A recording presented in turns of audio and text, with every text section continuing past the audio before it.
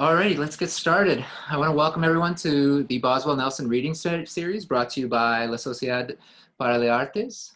This reading series has a long history at New Mexico State University, and we're once again really proud to kick it off with our very own MFA candidate, Acción Tort, and the great Miriam Sagan. So I want to thank everyone for joining us here online. Obviously, the readings look different this year. Usually we're neatly packed together in a room and have a little celebratory reception afterwards on Friday evening. So this is our first time doing it online. So again, I want to thank you for joining us, and I want to apologize in advance for any errors or inconveniences either from our end or on your end for this meeting. So we hope this goes off without a glitch. So despite everything going on in the world, we're really trying our best to continue to showcase emerging writers at New Mexico State University while continuing to invite nationally renowned writers like Miriam Sagan to our campus community. Again, like I said, despite everything going on, we feel like this is a very important step and an important event to keep going here on our campus. We have two speakers today, like I said, MFA candidate Acción Tort and the Miriam Sagan. So without further ado, I want to hand it off to Tanya Souther to introduce Acción Tort.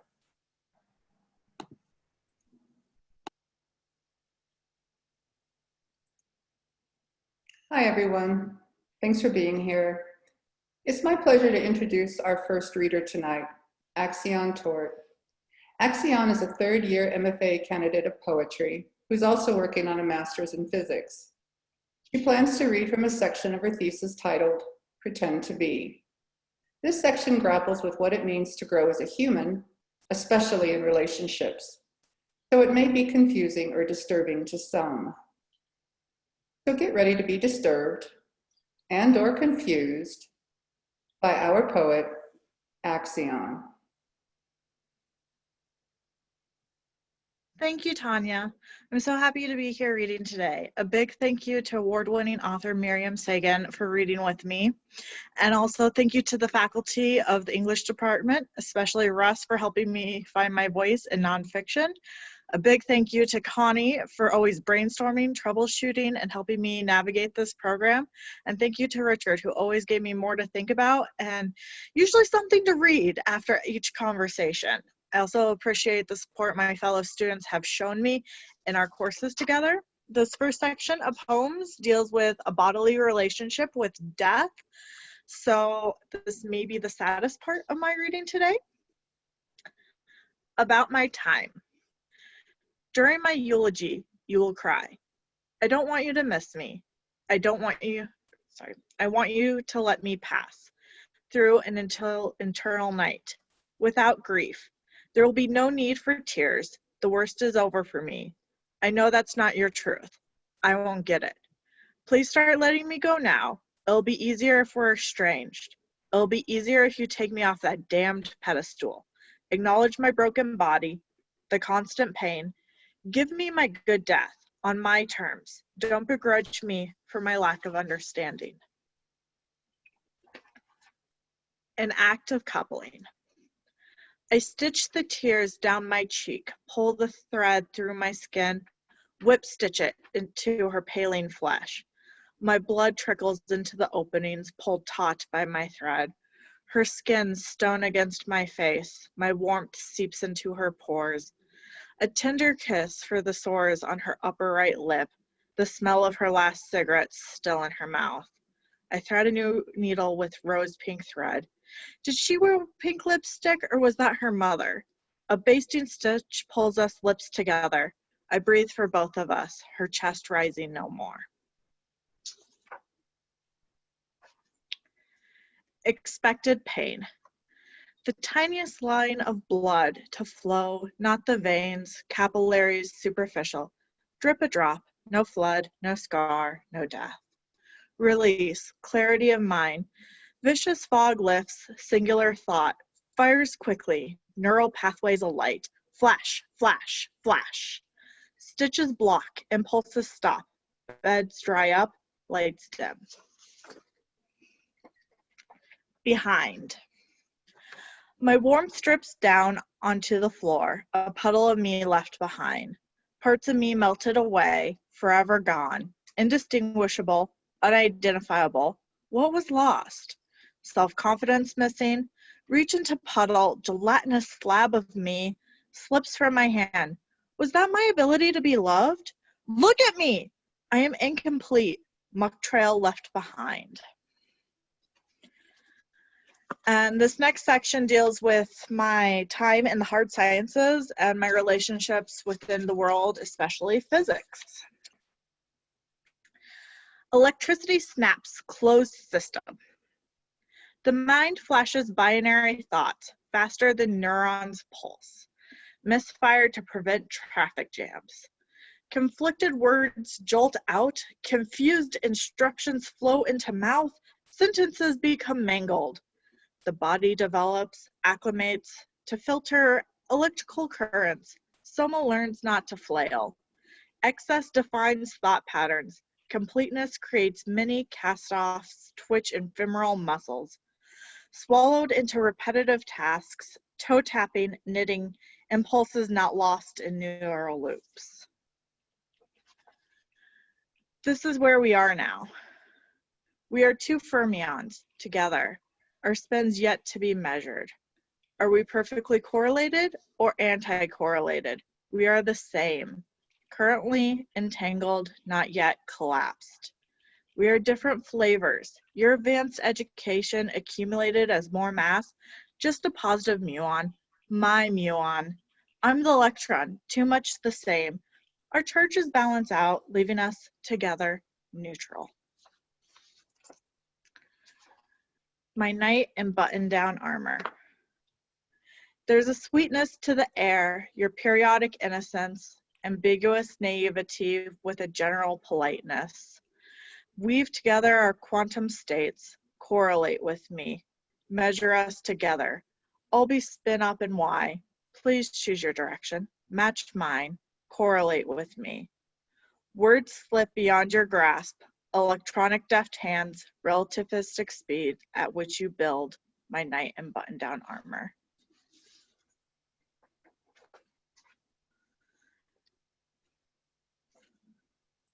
Nothing more. Your bed, a parallel plate capacitor, electrostatic potential between us. You're the best. My eardrum vibrates in the superposition of your voice, repulsed by an electron's width. Touch me. Pair us together. I'll touch you back. We are our empty space.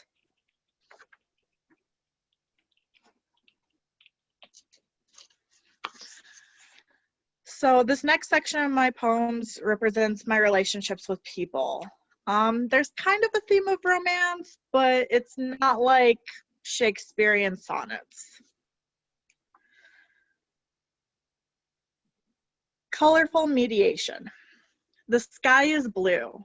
When you're up to your waist in the sea, the blue your lover's lips turn. Eating ice outside in the middle of winter.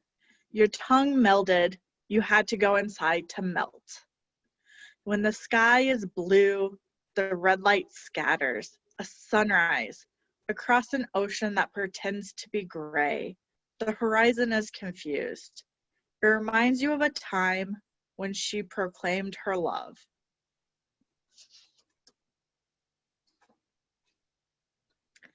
Our night is short. The man defines my body by the way it moves into his touch. What should tickle leaves a trace, palpable affection.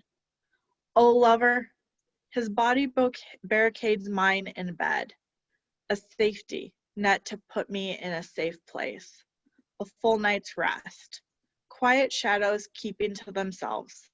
His arms wrap the blanket against the undersides of my breasts, reminds my mind to stay quiet, to stop counting hours, to show patience with myself. Oh, lover, he integrates my part into a whole. He molds me into an image, the physicist he sees in me, the poet with all the corrections, building his vocabulary. Oh, lover, he invents me. Unsolicited advice. The words bounce off my skin, kiss purulent blisters, sentences wrap around my wrists, try to bind me to your ideas. My sardonic responses treated sarcastic remarks brushed off. Your laughter enrages my heart, murmurs loud, a lub-dub swoosh.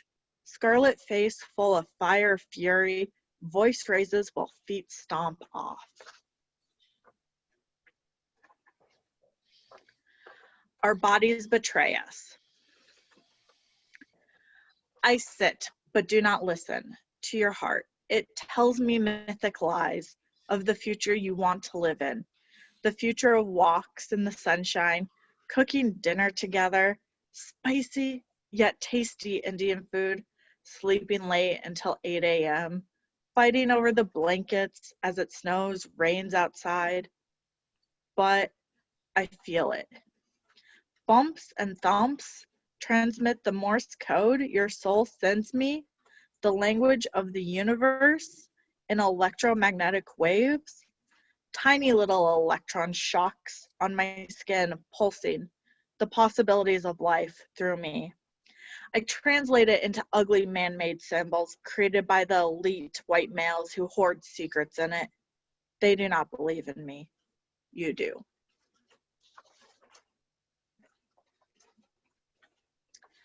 There's an art to being the apple, she says as she whisks away my hair.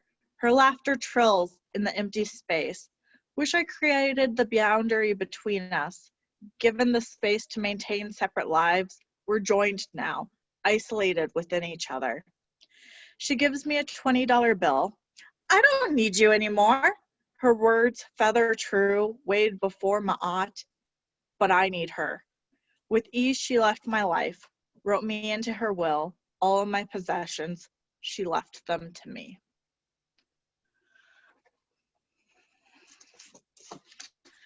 And this last section is my favorite poems, and it's mostly relationships with the self. My path. Turn the spotlight over my widening hips, slightly shrunk from walking. Avoid my stomach, my shame. Tick off each rib, travel the valley along my breasts, veer left to kiss my rainbowed shoulder, speed up right for the quick trip up my neck. Lips gleaming, voice released.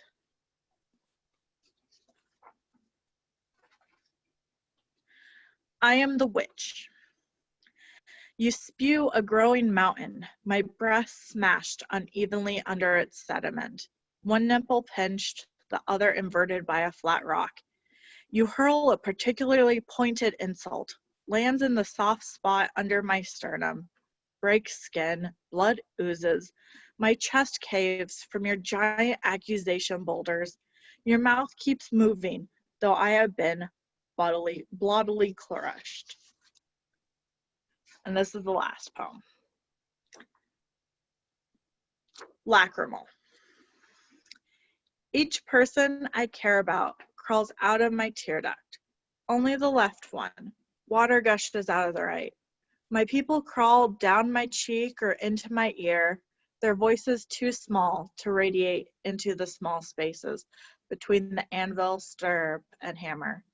Inflamed by the barometric, increased lead into a useless battle. General transmandibular joint disjoining, dysregulating, so I can eat. But I eat them as they crawl onto my lips. Thank you so much.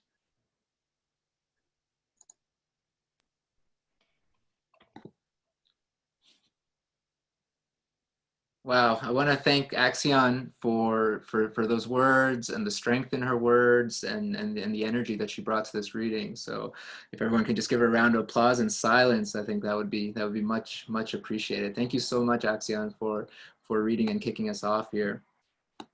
Before we go on to Miriam Sagan, I just wanted to do a couple of housekeeping notes. I failed to introduce myself, so I apologize for that. My name is Pardeep Tour, and I'm an MFA fiction student here at New Mexico State University, and I'm moderating the speaker series this semester.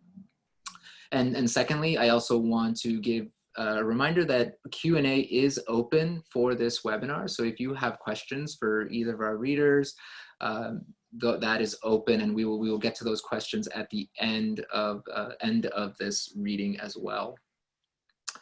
Now I want to kick it up to Miriam Sagan, who's the author of over 30 books of fiction and memoir.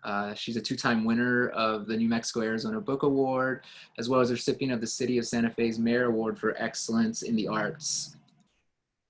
She founded and directed the creative writing program at Santa Fe Community College until her retirement. And I've no doubt only scratched the surface of her many, many, many career accomplishments. So to help me introduce Miriam Sagan, I want to hand it over to Leora Zetlin of Zephyr Press, who has known Miriam for over 40 years. Thank you, Pardeep, and thank you, Oxy and Tort, for that very wonderful reading. And thanks to all of you who are participating in the webinar. And thanks to Russ Bradford and La Sociedad para las Artes for inviting me to introduce Miriam. So let me start with a rather distant past. Back in the 1970s in Boston, a popular organizing principle for all young, hip people was the collective. We were a very non-hierarchical bunch and lived in collective homes, shopped in co-ops, fixed our bicycles in collective workshops, ran collective literary ventures, notably one called Aspect Magazine. It was a small journal run by several poets, editors, and writers, including Miriam Sagan. I wrote a book review for Aspect in 1979, and then joined the group, and a year or so later, a few editors morphed it into Zephyr Press. That was 40 years ago. I'm still with Zephyr. Miriam stayed with the press for many more years, even after she moved to California and then here to New Mexico. And while she eventually moved on to other pursuits, including founding another press, Tres Chicas Books, we stayed connected. I was really delighted when Russ and I cooked up this idea to have La Sociedad reading that would double as a Zephyr Press 40th anniversary event with Miriam. So as you'll soon see, Miriam exudes warmth and confidence and humor, smarts, and a very relaxed attitude toward life. And she writes beautiful books. In her poetry, her essays, her memoirs, her novels, you'll find her diving into very deep questions about time, mortality, relationships, religion, and love, but you'll also find her reflecting on many diverse topics, and this is just a tiny smattering: Margaret Sanger, Betty Davis, Zen Buddhism, good girls and bad girls, art, the borderlands, Jewish holidays, old boyfriends, September 11th, which today we are commemorating, astronomy, several national parks where she's been writer in residence, lots of mountains and New Mexico landscapes, and as you'll see, lots of diners. One of my favorite essays has her daughter coming in to read to her about Eleanor Roosevelt while Miriam soaks in the bathtub. She wrote a diary with her first husband, a beautiful diary, and later a very moving memoir and book of poems about becoming a young widow. Her life, her current husband, Rich, her daughter, Isabel, her friends, her parents, she generously shares all of that and much, much more in her more than 30 published books. As Pardeep already said, she's won several awards. She's been part of the vibrant writing scene in Santa Fe since 1984, and where she founded and headed up the creative writing program at Santa Fe Community College. She shares her great penchant for teaching in her outstanding guide for writing poetry, Unbroken Line. And her poetry has been set to music for the Santa Fe Women's Chorus, was performed by a rock band, has been incised in stoneware for a haiku pathway, and projected as a video in an abandoned grain silo in Japan. Miriam also maintains an active blog at miriamswell.wordpress.com. In her latest book, Miriam invites us to sit with her as she drinks 100 cups of coffee, not all at once, I hasten to add. It is a wonderful exploration that she'll read from today. I can't imagine a better way to spend some time with Miriam as she muses with cup in hand. So to all of you, it is my honor and delight to present Miriam Sagan.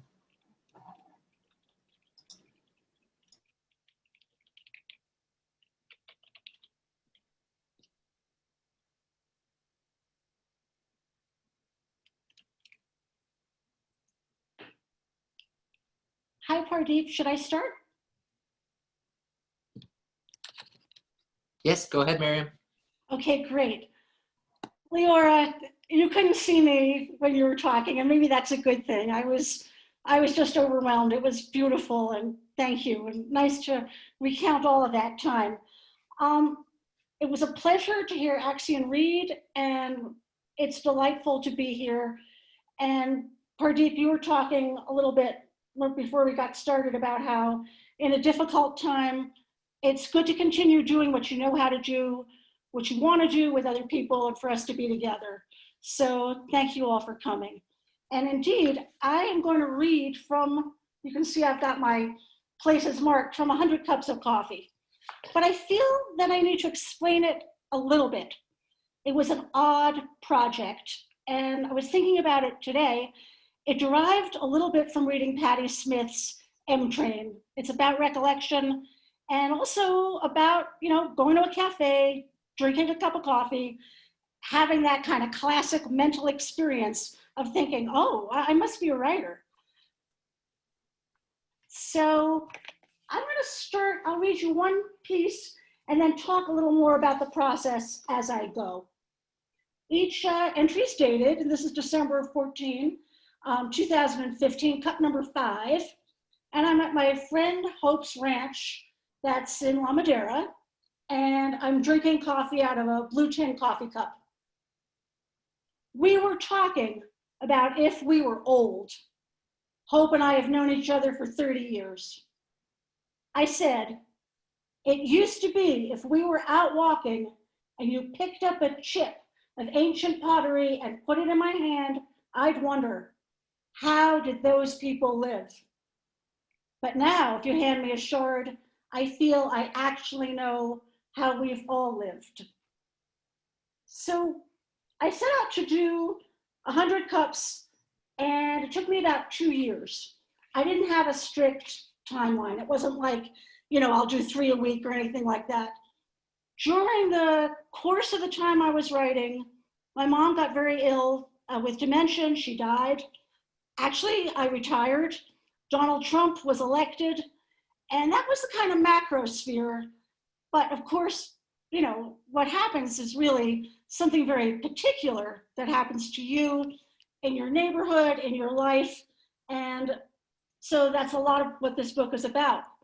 However, I couldn't resist, kind of telling the truth a little bit about relationships and other people. So this is a piece written about being married to my husband, Rich. It's in Socorro's in Hernandez, New Mexico. And I note that the coffee is nicely brewed. And then I had to let him see this, and I had to let him kind of do a little editorial veto, but I'll talk about that a bit more. So there's Italian figures of girls carrying flower bowls wrapped in red sparkle gauze. The flowers are fake. It's Rich's birthday. We're headed to Eau Caliente to soak. Big fight with him yesterday. I was so mad, I hit the wall with my fist and said, fuck you. What was the fight about? On the wall, a magnet reading, God loves you, and so do I.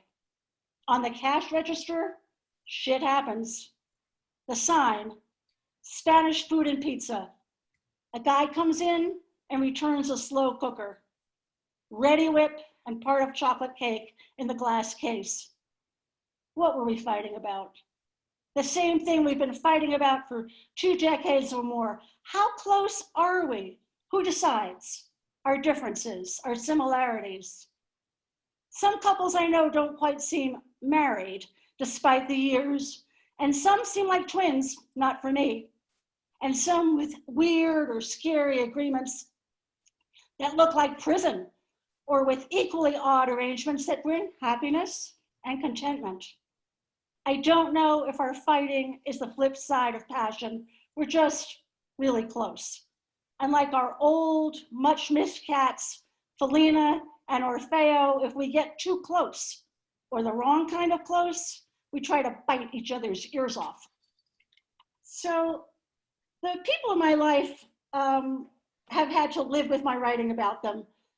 And oftentimes when those of you who are working in memoir, you might get worried or concerned, am I gonna hurt somebody? Then you might get inhibited and not write enough.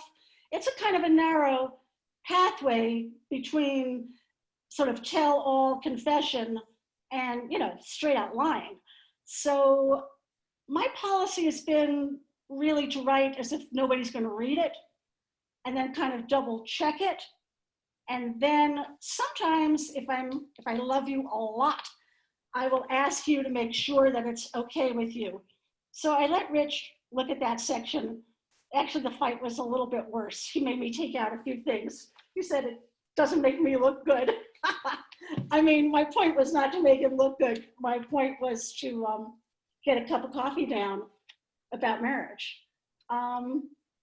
So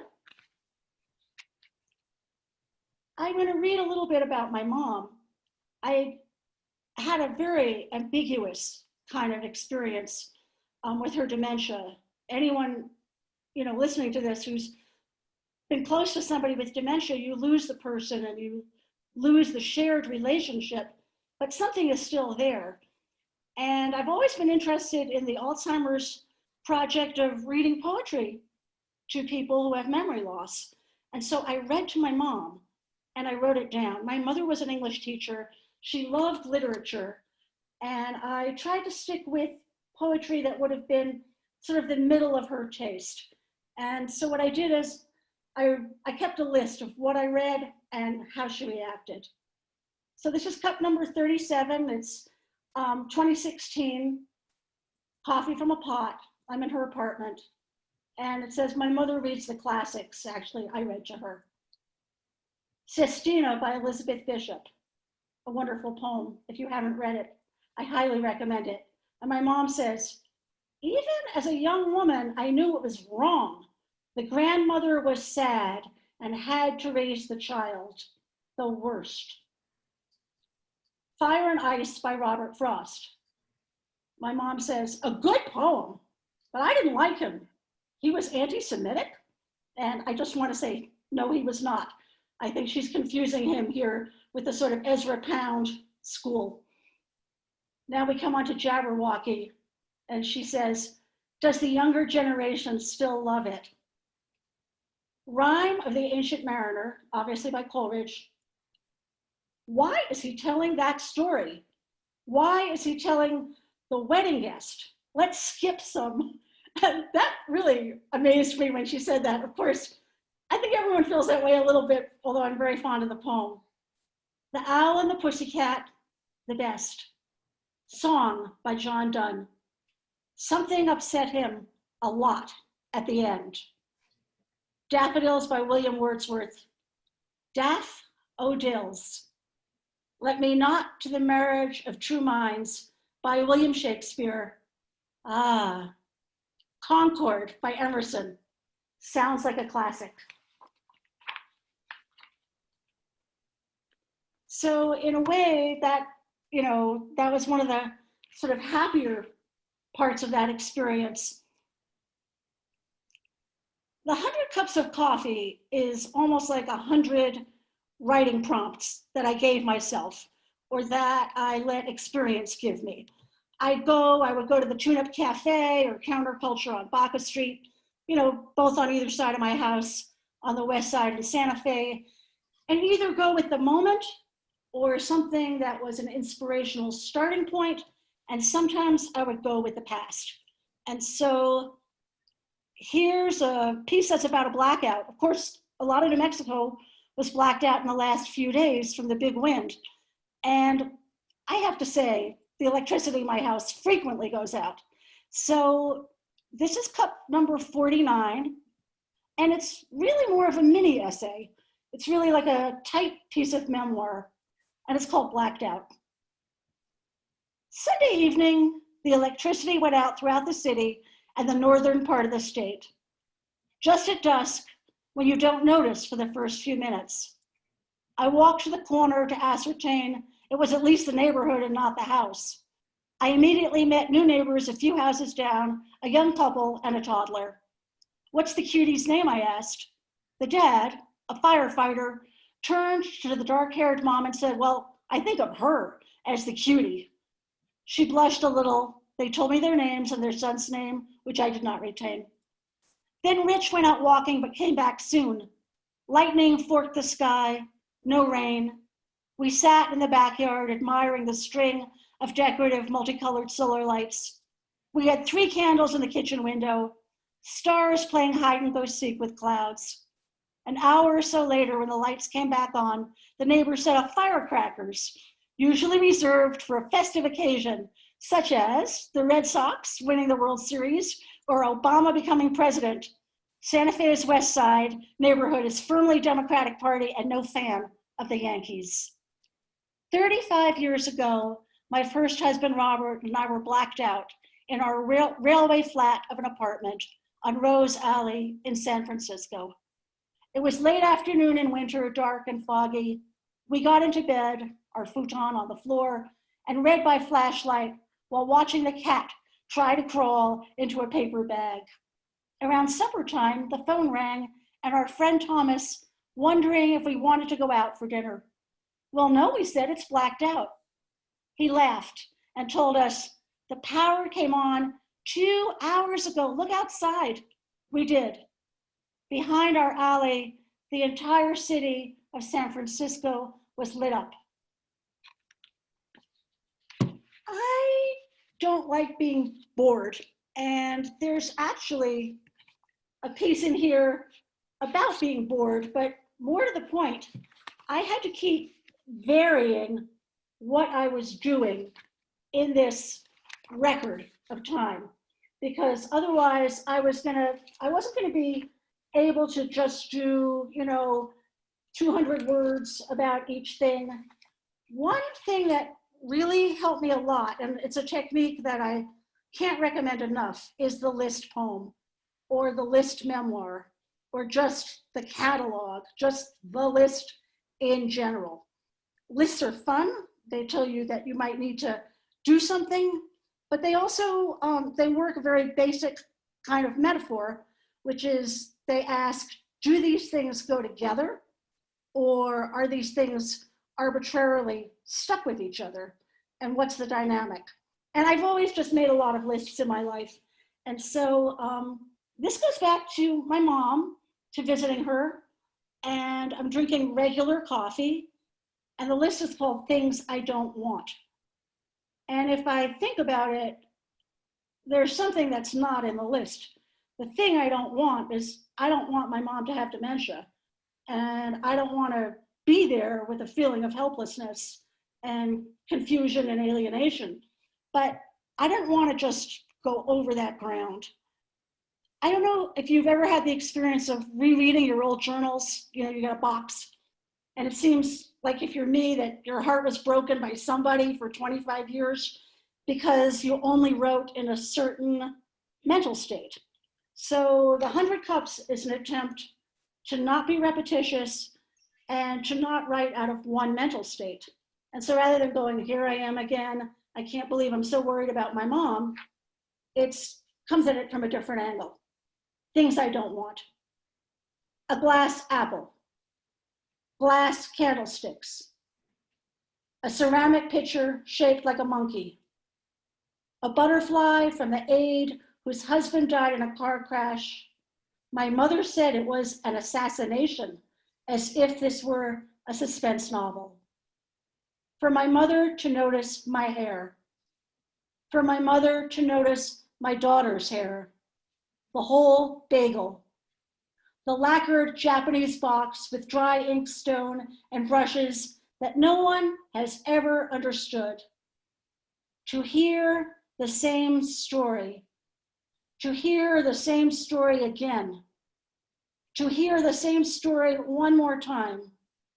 A glass lamp, to hear her play the piano, things I used to think I wanted. And of course, there's your negative passage of time. I'm going to read a somewhat lighter piece. It's a companion to the marriage piece about the fight, because this is about an old boyfriend who I guess he's just the one who got away. And I see him many, many years later. And it's cup number 35 in Maryland, and I'm drinking decaf. You'd think something a little harder would have helped, but be that as it may. Do you ever stop loving someone? I had lunch with W, who broke my heart when I was in my mid-20s. We were unofficially engaged, and he dumped me. Too cute for me, too handsome, a runaround, too goyish, and upon reflection, headed for a much more conventional life than I was. How I loved him. He was hilarious, yet sad and tortured, competent, yet a drinker, sociable, yet withdrawn, seductive, but not that interested in intimacy. He was perfect. Bad, bad, bad. Now he is a very handsome, funny, rich man of 62 with a worrisome diagnosis, a wife he loves, a lovely garden. We haven't seen each other in over a dozen years. Actually, in 32 years, we've seen each other 3 times. For so long, he was a hallmark of lost love. And then poof, the emotion that seemed to linger like the half-life of uranium turned out to be gone, inaccessible. The first thing he said to me today was, "You look beautiful." Then discussing his views on death. "I'm just going to get some Seconal and wash it down." A nice lunch with his wife and daughter, an ordinary discussion of the national parks of Utah. Then we're on the porch smoking pot like it's going out of style. I'm high as can be and he's making me laugh, and I feel how emotion fades yet lingers, like a scent, dried lavender folded away in a lace tablecloth. It's strange because so much evokes passion in me, violent passion, and this was just gentle and at a remove.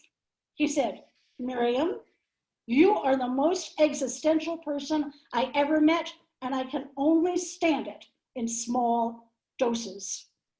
Then he almost apologized, said something about being immature, and I said something accepting about not being so hard on himself, as he'd been a bad boyfriend, but then obviously settled down to being a good husband and father.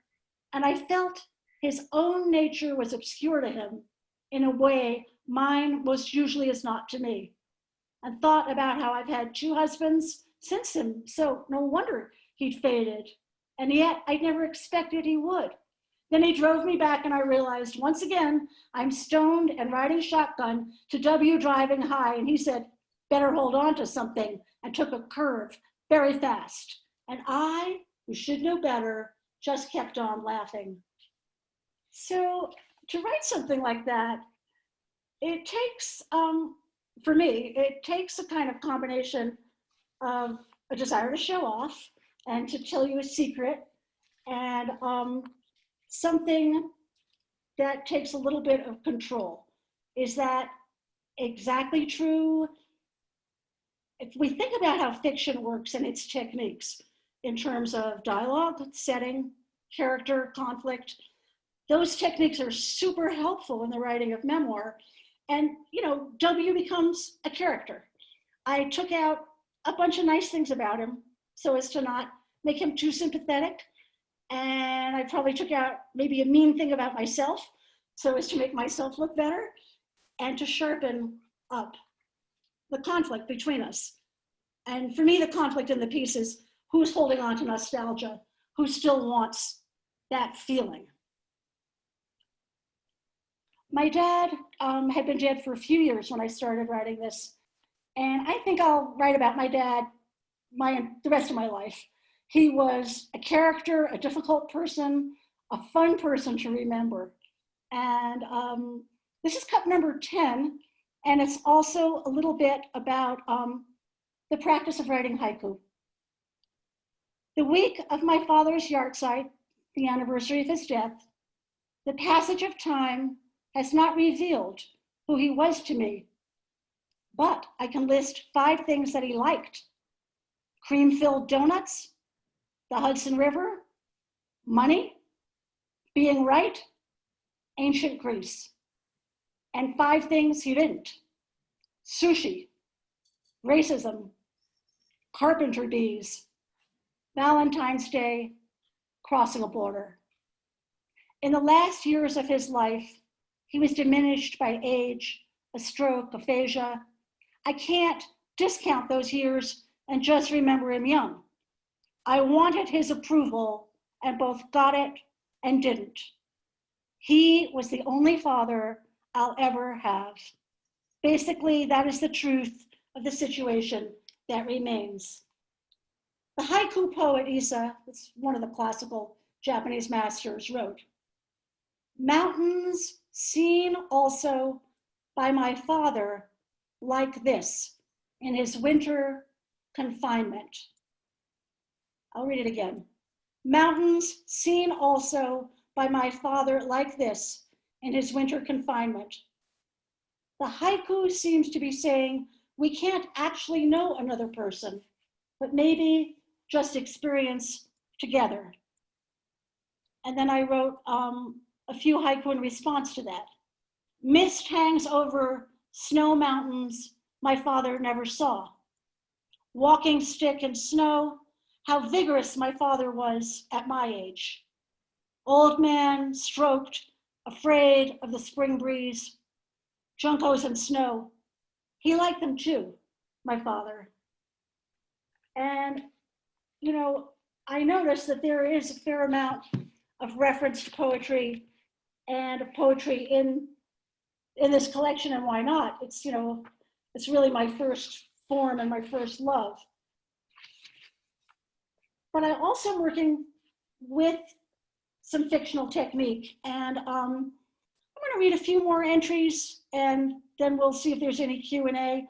But this is the one that I had particularly felt I should read today because it talks about point of view, and it talks about whether we're in the first person in our lives or sometimes if we're in the third person. I'm in Cleopatra's restaurant. I'm drinking Turkish coffee. My grandparents used to call their daughter, my mother, a wild beast. I don't know the word in Yiddish. My mother fights grooming tooth and nail. Yesterday she was injured, bruised, and cut in this struggle. Part of me, a child's part, is relieved that the world sees her now for the wild beast that she is and has caged her on a locked floor. That everyone knows she will slap and scratch and screech. This doesn't feel like the dementia to me, but rather that everything else has been stripped away. That's a pretty harsh part of the entry. And so I needed to back away from it. And what I did was I said, try this in the third person. Annie sat sipping a Turkish coffee, so pungent, almost sweet, out of a small white cup on a small white saucer. The woman behind the counter at Cleopatra's seemed a bit addled, explaining in much more detail than necessary why they no longer offered beef kebabs and forgetting to give Annie a number for the order. Annie's mother had been a violent and abusive person. That was not all she was, but it was there.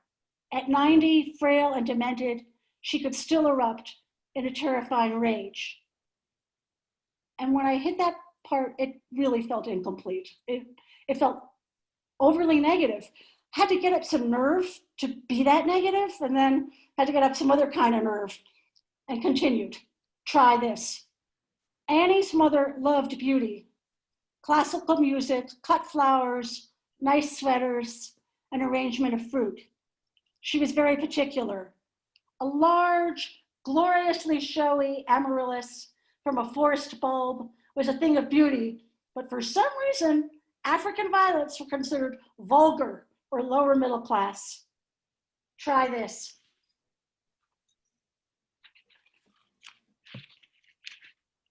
My mother is 2,000 miles away in a locked memory care unit. So it comes back into the first person. I bought myself a cute green striped sweatshirt and a Turkish coffee. This lunch hour belongs to me and me alone. So as I said, the reason I wanted to read that is that it was an attempt really to deal with certain emotional material through different formal approaches. And I do think it's a wonderful technique to write memoir in the third person, not as a permanent technique, but as a way to cool something off and perhaps, also heat something else up. Of course, a lot of this memoir is storytelling. And I think what I'm going to do is read another 2 or 3 pieces. And I want to read about Tune Up Cafe, which is the cafe that's kind of, you can almost see it from my house. What is Tune Up? It's a cafe, 500 steps from my front door, to be exact. Go north on Catherine, past the orange wall, cross the street, past the place that had pit bulls and used to fly the Jolly Roger, past the carved gate and the garden with beehives and statues of Ganesh. Turn left on Hickox, past the odd resale shop run by the brother and sister that never seems to sell anything despite the sign proclaiming 25% off. Past Aranda's, once just a humble plumbing store, but now a tiny general store that sells espresso and has a huge sign, Aranda's, the store. They also sell breakfast burritos from Tune Up if you don't want to cross the street. And it goes on to describe a little bit about what Tune Up looks like and a dream that I had. I felt deeply in tune with Tune Up when I was at the Great Mother Conference and thus prone to liminal states. I had a dream in which my friend Cass said, I just want to go to the Tune Up. I don't think the dream was necessarily about her. I ordered corned beef hash. I was meant to live near a cafe. And here's my gossip. Tune Up was once a restaurant called Dave's Not Here. When I first moved to Santa Fe in 1984, I helped take care of Phil Whalen, the old beat up beat poet and Zen priest. Phil had heard the hamburgers were great at Dave's and he was forbidden meat at the Zen Center. The hamburgers were great. I ended up buying a house around the corner. Dave's Not Here had once been owned by a man named Dave. And I think this is also the Cheech and Chong routine. But he went into debt, was reputed to be on the wrong side of the law, and vanished. The new owners would tell creditors, Dave's not here. That became the restaurant's name. Of course, it eventually got shortened again to Dave's, as if he really was there, if only in spirit. When I walk home, the street will look different. Everything changes. Everything is close together. It is easy to see this at Tune Up. And of course, when you start to write, when you start to keep a journal or a diary to record the passage of time, it illuminates everything that's around you as a writer. It's like Wallace Stevens when he says, I placed a jar in Tennessee and then the landscape changes around that object. I think to write a certain kind of memoir, to record things as they're happening, is to put yourself instead of a jar into the center of something and see what grows up around it. I want to tell you one story about this book, the big problem I had with this book, and then read you the last entry in the book. And please, if you have a question, send it in, because this is a good time to ask. Like, what's a question? How can I make a beautiful diary that I will love forever? Or that other people will love? Maybe that's your question. And if there's no questions, I might have a little more to say about suggestions about writing process. But what happened was I sweated, I worked, I typed, I proofread, I had 100 cups of coffee. I counted them and there were 99. There was not 100 cups. I had totally failed to create that 100 cups. And so what I had to do is I had to write one more, obviously. Somehow 99 cups of coffee does not sound good to me. So what I did was I wrote a kind of an overview of what my process was, what I was doing, who I was, and put that in as an introduction as cup 100, but it appears first in the book. So that was a big relief. I had wondered whether there was going to be some entry that just didn't have liveliness that had to be thrown out. But really, what I was able to do is trim things down so that some entries, might be one line or something very short. Actually, I'm going to read you two more things. I'm going to read the last entry, and then I'm going to read one of the few full-length poems that's in the book. I was so happy with this last entry. And then when I realized it was really not cup 100, but it works. Cup 99, 2-day-old coffee microwaved. Taos Gorge, crossing west.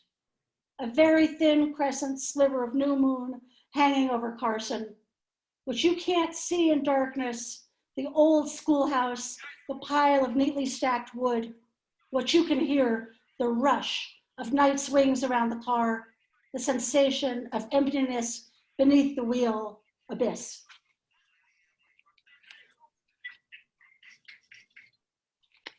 And this is a poem. It's January 17th, 2016, cup number 14, and I'm home drinking instant coffee, no apologies.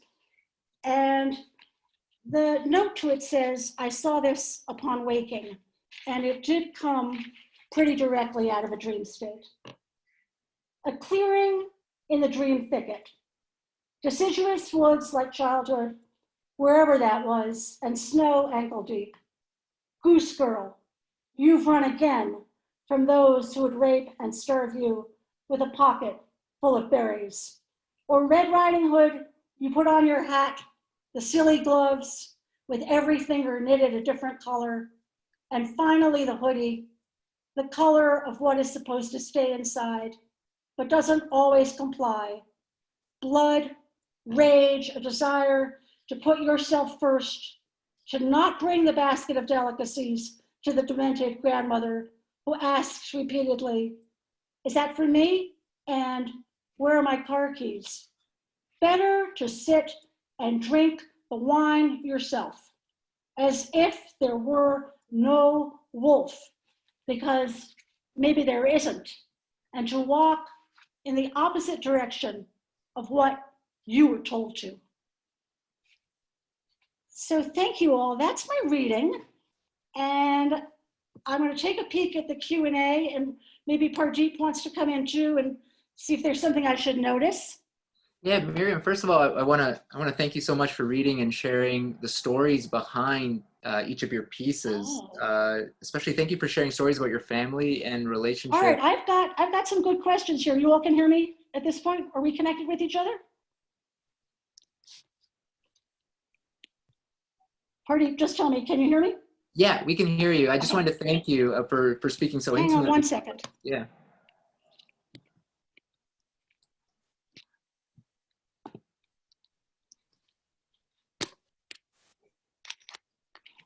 All right.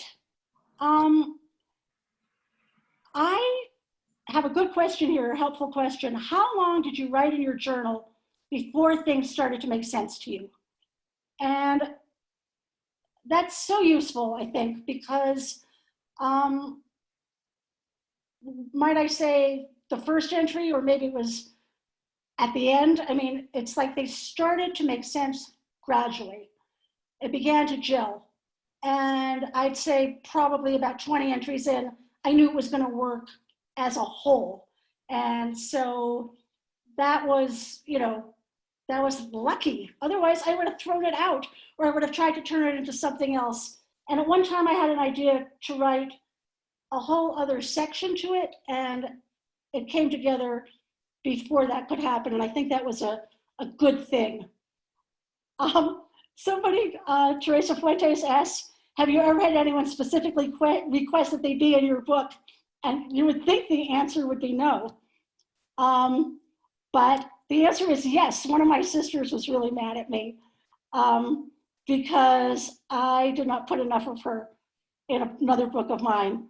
And I referred to her as like my sister, you know, the short one or something, and that annoyed her. Tracy asks, have you ever considered employing second person perspective? Second person is really scary to me because I think second person tends to either be you, my beloved, or you, the you I call myself. And at that point, I'm getting a little bit grammatically overwhelmed. I think that's it for questions. And nice comments. So Russ, thank you, and Pardeep, thank you, and David as well. I just might have a closing remark, which is we're in a very complex and difficult time that we're experiencing, but it's possible we don't understand it if you're me. So how can you write about that which you do not understand?